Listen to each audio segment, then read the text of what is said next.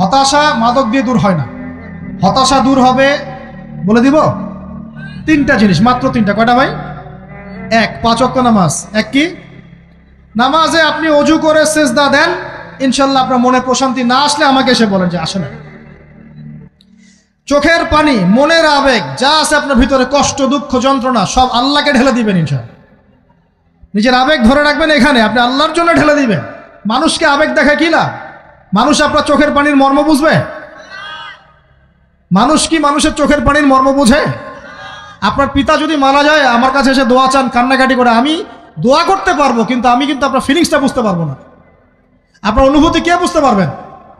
আল্লাহ পাক আপনার ঘাড়ের রগের চেয়েও কাছে আছেন। সুবহানাল্লাহ, সুবহানাল্লাহ। আল্লাহ পাক ঘাড়ের রগের চেয়ে কাছে আছে। গতকালকে বাংলাদেশের একজন বরেণ্য আলেমের সাথে একটা কনফারেন্সে ছিলাম। উনি বলছিলেন যে এক ব্যক্তি, এটা শোনেন, এক ব্যক্তি খুব তার শখ যে তিনি সাহাবীদের মতো নামাজ পড়া শিখবেন। কথা বুঝতে পারছেন? সাহাবীদের মতো নামাজ শিখবেন। তো একজন বরেণ্য আলেমের কাছে এসেছেন, এসে বলছেন যে আমাকে সাহাবীদের মতো নামাজ শিখিয়ে দেন। তখন সেই আলেম আরেকজন আলেমের সন্ধান দিয়েছেন, যে তুমি তার কাছে যাও, তিনি শেখাবেন। তো সেই ব্যক্তি একটু অবাক হয়েছেন, কারণ যাকে প্রশ্ন করেছিলেন তিনি অনেক বড় মুহাদ্দিস, আর যার কাছে পাঠানো হচ্ছে তিনি অত বড় মুহাদ্দিস নন, কিন্তু আবেদ, আমল করেন। তাকে গিয়ে বলছেন উনি আমাকে পাঠিয়েছেন সাহাবীওয়ালা নামাজ শিখিয়ে দেন। তখন তিনি বলছেন ঠিক আছে, সুন্দর করে অজু করে আসো, সুন্দর করে অজু করে আসো। অজু করার সময় খালি খেয়াল রাখবা যে আমি অজু করছি শুধু আল্লাহর সন্তুষ্টির জন্য। কি খেয়াল রাখবেন? অজু করছি শুধু আল্লাহকে রাজি খুশি করার জন্য অজু করছে, আর কোনো উদ্দেশ্য নাই আমার। অজু করতে যাচ্ছে, তিনি আবার বলছেন দাঁড়াও, শুধু আল্লাহকে রাজি খুশি করার জন্য অজু করো। আবার শুরু করছেন, আবার বলছেন শোনো, শুধু আল্লাহকে রাজি খুশি করার জন্য অজু করো। এভাবে বলতেই আছেন। নামাজে দাঁড়িয়েছেন, দাঁড়ানোর আগে বলছেন শোনো, শুধু আল্লাহকে রাজি খুশি করার জন্য নামাজ পড়ো। বলতেই আছেন। এক পর্যায়ে সে ব্যক্তি নামাজ শুরু করলো, নামাজে মনোযোগ এদিক ওদিকে যায়, আর তার মাথায় এটা আসে, এই শুধু আল্লাহকে রাজি খুশি করার জন্য আমাকে নামাজ পড়তে হবে, শুধু আল্লাহকে রাজি খুশি করার জন্য নামাজ পড়তে হবে। এই চিন্তা তার মনের মধ্যে ঘুরপাক খাচ্ছে। এভাবে নামাজটা সে শেষ করেছে। শেষ করে চিন্তা করছে যে নামাজ তো পুরোপুরি মনোযোগ দিতে পারলাম না। বারবার মাথার মধ্যে এরকম চিন্তা আসছে, আল্লাহ আমাকে তুমি মাফ করে দাও, নামাজটা আমার মনে হলো না ঠিক মতো। তখন সে ফিরে এসে তার সে ওস্তাদকে বলছেন আমার তো নামাজ এরকম করে পড়লাম, কিন্তু শেষমেশ মনে হলো যে নামাজটা হয়তো কবুল হয় নাই, আল্লাহর কাছে খুব মাফ চাইলাম, আল্লাহ আমাকে মাফ করে দাও, নামাজটা মনে হলো না। তখন সেই যে প্রথম ব্যক্তি যিনি পাঠিয়েছেন তিনি বলছেন এটাই হলো সাহাবীওয়ালা নামাজ। তারা আল্লাহকে রাজি খুশি করার জন্য নামাজ পড়তেন, নামাজ শেষ করে আল্লাহর কাছে ইস্তেগফার করতেন, আল্লাহ কিছুই হলো না, কিছুই হলো না। আমার কথা কি বুঝতে পারছেন? অতএব আল্লাহকে রাজি খুশি করার জন্য আপনি আপনার আবেগ, আপনার ইবাদত সব ঢেলে দিবেন ইনশাআল্লাহ। অন্য কারো কাছে কিছু পাওয়ার আশা করবেন। আমাকে আল্লাহ পাঠিয়েছেন দুনিয়াতে নামাজ পড়তে, রোজা রাখতে, দিনের প্রচার করতে, দিনের জ্ঞান অর্জন করতে, এই তো। তা আমি একজন মেয়ের জন্য জীবন নষ্ট করে দিব কেন? আমি তাহলে আল্লাহর কাছে কি মুখ দেখাবো, আর নবীর কাছে কি মুখ দেখাবো? ওখানে গিয়ে বলবো আল্লাহ আমি আমার অমুক প্রেমিকার জন্য আশেক হয়ে একদম জীবন দিয়ে দিয়েছি, আত্মহত্যা করেছি। গেছে ভাই, যাইতে দেন। যে ব্যক্তি আপনার অবস্থানকে মূল্যায়ন করে নাই সে আপনার যোগ্য ছিল না। এখন আপনি কি করবেন? নিজের অবস্থান উন্নত করেন, আপনার পিছনে লাইন ধরে ঘুরবে ইনশাআল্লাহ। এটাই বাস্তবতা। দুনিয়া খুব খারাপ জিনিস। মানুষ মানুষের অবস্থানকে মূল্যায়ন করে, মানুষ মানুষের অবস্থানকেই মূল্যায়ন করে, কিন্তু আল্লাহ রাব্বুল আলামিন আপনাকে সর্বাবস্থায় ভালোবাসেন। আলহামদুলিল্লাহ। এই যে আমরা এখন অনেক পাপ করছি না, আল্লাহ কি আমাদেরকে আযাব দিয়ে ধ্বংস করে দিয়েছেন? আল্লাহ পাক এখনো আমাদেরকে ভালোবাসেন, রহম করেন, আল্লাহ পাক অপেক্ষা করছেন কখন তওবা করবে, আমি তওবা কবুল করব। এই কখন আমার বান্দা খালি একবার বলে আস্তাগফিরুল্লাহ, আল্লাহ পাক সাথে সাথে মাফ করে দিবেন ইনশাআল্লাহ। আর সেই আল্লাহকে ভুলে আপনি কার পিছনে ছুটছেন?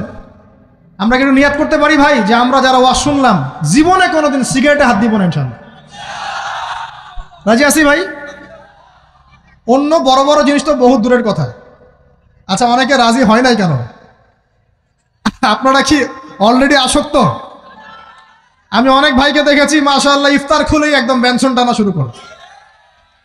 হ্যাঁ, এটা যে হারাম আপনাদের কেউ ওয়াজ করে শোনায় নাই? এটাকে কি মনে করেন আপনারা, হারাম না হালাল? কেউ বলেছে মাকরু, নাকি মাকরু ফতোয়া দিয়েছে? মাকরু শব্দের অর্থ জানেন আপনি? মাকরু শব্দের অর্থ কি একটু শোনেন। সূরা বনী ইসরাঈল খুলবেন। কোন সূরা? সূরা বনী ইসরাঈল আল্লাহ পাক বলছেন আমি বনু ইসরাঈলকে এই কাজগুলো করতে নিষেধ করেছি। কোন কোন কাজ? জেনা করো না, জেনার ধার কাছে যেও না, এতিমের মাল আত্মসাৎ করো না, শিরিক করো না ইত্যাদি। যারা আলেম আছেন তারা আমার কথা বুঝবেন। এই কাজগুলোর পরে আল্লাহ পাক বলছেন যে এই প্রত্যেকটা কাজ আল্লাহর কাছে মাকরুহ, অপছন্দের। কিসের? অপছন্দ। তাহলে এটাকে আপনি সহজ মনে করছেন? নিয়াত করি আল্লাহ পাকের সন্তুষ্টির জন্য আমরা কোনোদিনও মাদকের সাথে সম্পৃক্ত হব না ইনশাআল্লাহ। আর বিশ্বাস করেন, শুধুমাত্র মাদকদ্রব্য নিয়ন্ত্রণ অধিদপ্তর এই আইন কানুন এগুলো দিয়ে, জরিমানা দিয়ে মানুষকে মাদক ছাড়ানো যাচ্ছে না, যাবে না। কেন যাবে না এটা আপনারা খুব ভালো করেই জানেন, আমি বলতে চাচ্ছি না। অনেক সময় মাদক বিরোধী কনসার্ট করে মানুষ, মাদক বিরোধী কনসার্টে ওঠার আগে এক বোতল ডাইল খেয়ে আসে আগে। এগুলো কি বাস্তব কথা বলছি না অবাস্তব কথা বলছি? আমাদের যুবক ভাইরা কোশ্চিন কালেও মাদকের ধার কাছে যাবেন না ইনশাআল্লাহ। একটা হাদিস খালি মনে রাখেন, এই হাদিসটা মনে রাখেন। নবী সাল্লাল্লাহু আলাইহি ওয়াসাল্লাম বলেছেন, কেউ যদি মাদকদ্রব্য সেবন করে তার 40 দিনের নামাজ কবুল হবে না। সিগারেট একটা খেয়েছি, 40 দিন নামাজ নাই। এরপর যদি সে তওবা করে আল্লাহ মাফ করে দিবে। আবার যদি মাদক খায় আবার 40 দিন কবুল হবে না। যদি আবার তওবা করে আল্লাহ মাফ করে দিবেন। আবারও যদি খায় আবারও 40 দিন কবুল হবে না। আবারও তওবা করলে আল্লাহ আবার মাফ করে দিবেন।